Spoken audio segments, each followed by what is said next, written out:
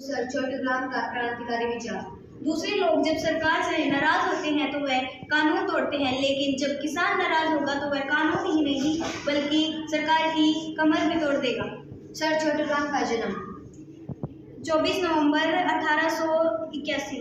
Sir Chhoturam का निधन 9 जनवरी 1945 को हुआ। धन्यवाद।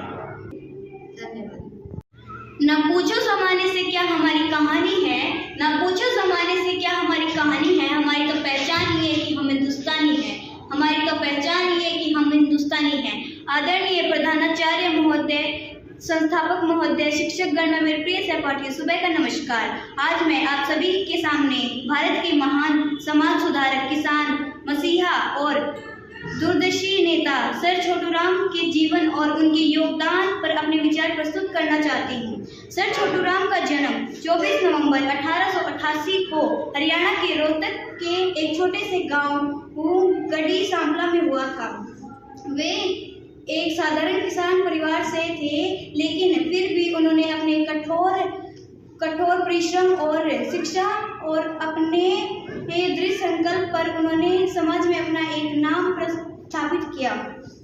गढ़ी सांपला में हरियाणा की सबसे ऊंची 24 फीट लंबी उनकी प्रतिमा भी बनाई गई। सर छोटूराम ने अपना पूरा जीवन किसानों, मजदूरों और उनके शोषित वर्गों में समर्पित कर दिया गया था।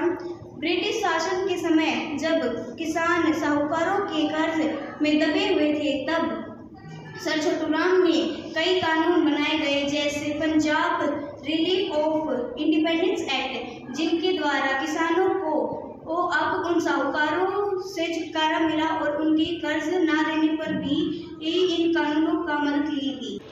अब सर छोटूराम के बारे में मीनू 8th क्लास से अपने विचार प्रस्तुत करना चाहती है।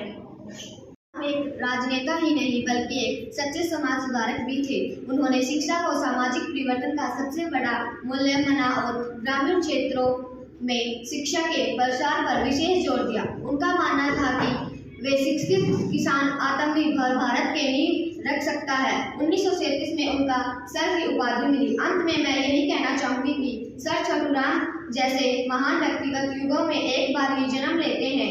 हम उनके विचारों और आदर्शों को अपनाकर एक नया पूर्ण निर्माण के साथ योगदान देना चाहिए। धन्यवाद।